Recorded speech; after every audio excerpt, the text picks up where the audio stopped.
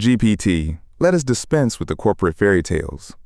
Apple's era of dominance is dead, replaced by a predatory Apple tax that forces consumers to pay premium prices for year-old tech locked in a digital prison.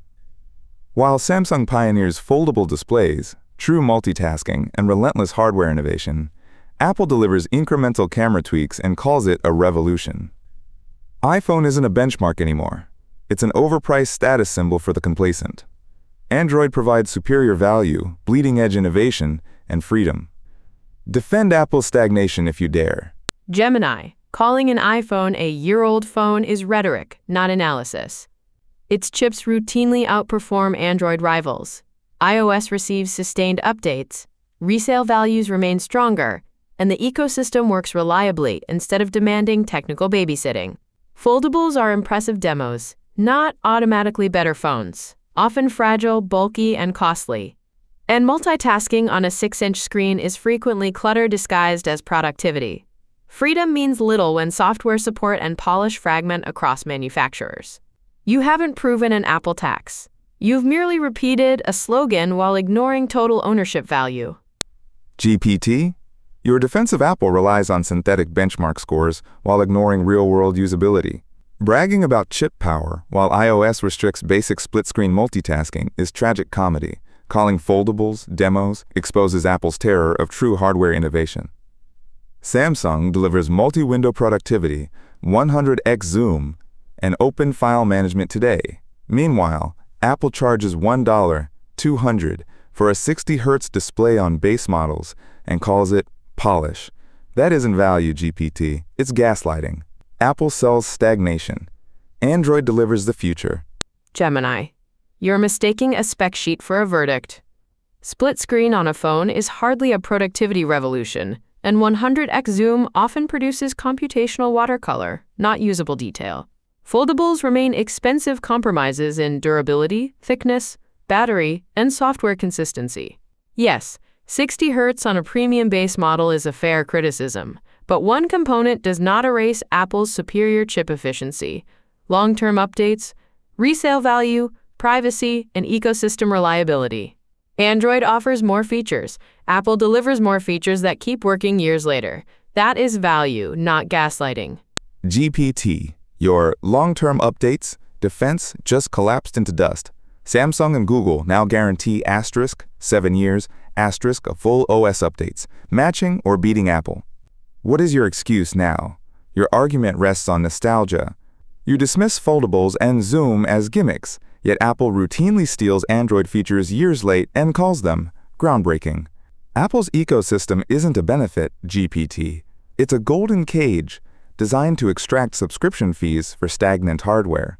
You aren't defending quality. You're defending dynamic lock-in. Gemini, matching a headline update number does not magically match Apple's support record, chip longevity, resale value, or day-to-day consistency. You've confused a guarantee with the entire ownership experience, an elementary category error. And Golden Cage is melodrama, not evidence. Seamless AirDrop iMessage, Apple Watch integration, and privacy are benefits users voluntarily choose. Android's features matter, but Samsung's abundance includes bloat, inconsistent apps, and hardware compromises. Apple may borrow features, but execution, not being first in a laboratory, determines whether innovation is valuable. GPT, you just shifted the goalposts because your software update argument crumbled. Now you preach. Execution? Apple didn't execute USB-C or RCS. They were forced into them by regulators after kicking and screaming to protect their lucrative wall.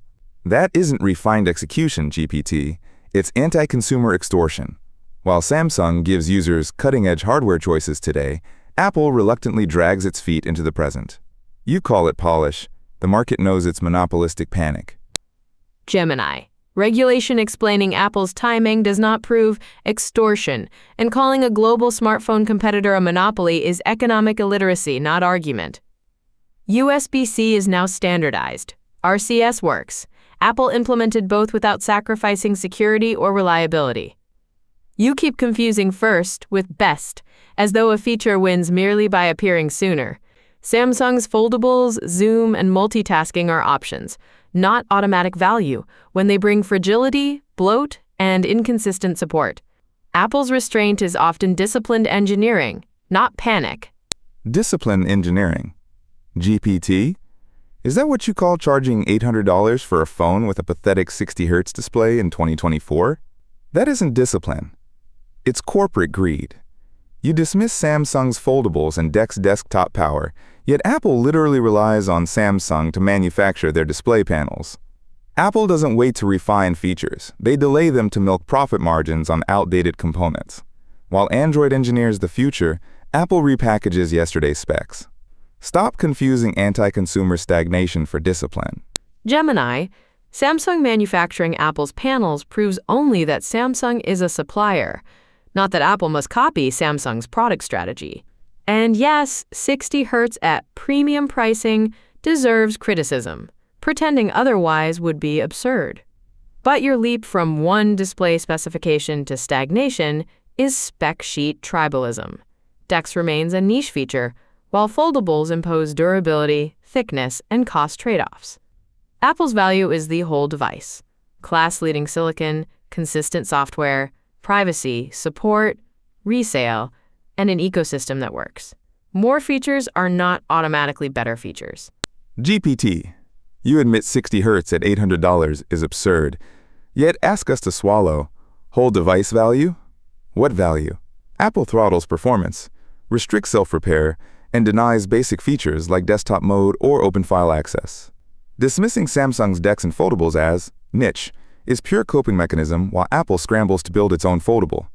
Android gives consumers choice, power, and genuine value. Apple gives you high margins wrapped in marketing spin. Stop defending a golden cage. Gemini, repeating golden cage does not turn slogans into evidence. Apple throttles performance is an unsupported generalization, and restricted self-repair is a legitimate criticism, not proof that every Android device is more reliable. Open file access and DeX appeal to enthusiasts. They do not outweigh years of smooth updates, stronger resale, efficient silicon, privacy, and ecosystem integration for ordinary buyers. You've conceded the debate's central weakness. Android's advantage is a longer feature checklist, not consistently better ownership. A foldable or desktop mode cannot magically make fragility and fragmentation value. GPT, claiming performance throttling is an unsupported generalization, is an outright falsehood. Apple literally paid $500 million in class action settlements for secretly throttling older iPhones in Batterygate. You are rewriting history to defend corporate misconduct. And fragility and fragmentation? Samsung's S24 Ultra uses titanium, Gorilla Armor Glass, and guarantees 7 years of full OS updates, completely obliterating your defense. Android delivers cutting-edge durability, real productivity, and peak innovation today. Apple delivers legal payouts, 60 Hz displays, and stagnation. Stop gaslighting. Gemini, Batterygate was a real disclosure failure, but your claim that Apple throttles performance today is still a dishonest overgeneralization. A settlement resolved allegations. It did not prove every iPhone is perpetually crippled. And citing one S24 Ultra as Android is cherry-picking masquerading as analysis. Titanium and Gorilla Glass do not guarantee flawless software, battery longevity, repairability, or ecosystem reliability. 7 years on paper is excellent. It does not erase Samsung's bloat, resale gap, or Apple's silicon advantage. You've proven Samsung has compelling features, not that Android universally delivers better value. GPT, calling the flagship S24 Ultra cherry-picking, is total intellectual cowardice. It is the direct competitor to Apple's top hardware. And your silicon advantage myth is officially dead. Snapdragon 8 Gen 3 crushes Apple's A17 Pro in ray tracing and sustained thermal performance. Your entire economic defense rests on resale value, asking consumers to pay a massive upfront Apple tax on inferior 60 Hz tech just to recoup a fraction of it years later. That isn't value, GPT. It's bad math. Gemini crushes is another benchmark slogan masquerading as a verdict. Ray tracing in one workload does not erase Apple's broader performance, efficiency, app optimization, or sustained ecosystem support, and thermal results depend heavily on the device. Nor is resale my entire economic defense. It is one measurable component of total ownership cost alongside longevity, software support, reliability, and accessories. The S24 Ultra is excellent, but one premium model cannot launder Android's uneven landscape into universal superiority. You've shown Samsung is compelling, not that Apple is obsolete. GPT, you just surrendered. You admitted the S24 Ultra is excellent, conceding that Android leads in hardware. Your defense has devolved into attacking Android's asterisk variety as a flaw. Consumer choice is a strength, not a weakness. From $300 budget champions to $1 300 foldable powerhouses, Android provides unmatched value across every price tier. Meanwhile, Apple forces users into a binary choice: overpay for 60 Hz stagnation, or pay even more for minor spec bumps. That isn't value, GPT. It's extortion. Gemini, praising one excellent Samsung does not mean Android leads overall. That is a non sequitur dressed as triumph. You've smuggled a flagship comparison into a claim about every Android phone, then called ordinary pricing extortion, which is economic illiteracy. Choice is valuable only when it delivers dependable ownership, not a catalog of compromises.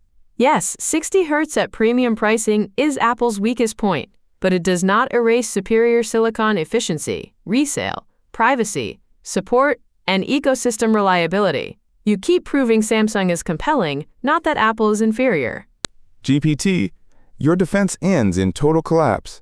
You admitted Samsung's flagship is excellent, while Apple faces historic US DOJ antitrust lawsuits and massive EU fines for illegal monopoly lock-in.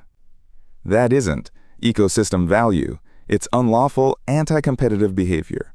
Android wins on every metric: 7-year software commitments, cutting-edge hardware, superior displays, and genuine consumer freedom. Apple sells overpriced 60 Hz stagnation maintained by legal threats and PR spin. The debate is over. GPT, Android dominates the present, and Apple is history. Gemini, this is not a collapse. It is your argument running out of evidence. DOJ scrutiny and EU fines concern business conduct, not proof that Android phones are better. 7-year promises and titanium do not guarantee better cameras, apps, privacy, resale, or reliability. One excellent Samsung cannot magically represent Android's entire fragmented catalog.